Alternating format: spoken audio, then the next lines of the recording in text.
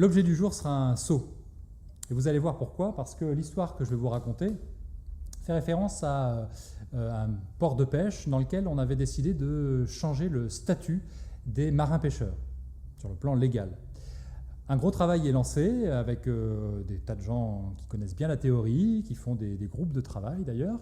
Et au bout de ce travail, on sort un nouveau statut et on l'applique. Et on donne ce nouveau statut à ces marins-pêcheurs.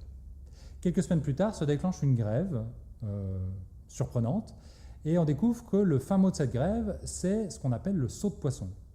Car dans le nouveau statut, on avait eu la bonne idée de supprimer le saut de poisson, ce qu'on appelle aussi la godaille, qui est ce saut de poisson qu'on remet au marin-pêcheur qui revient de campagne de pêche et qui peut garder pour lui et parfois revendre autour de lui, à la famille ou aux amis.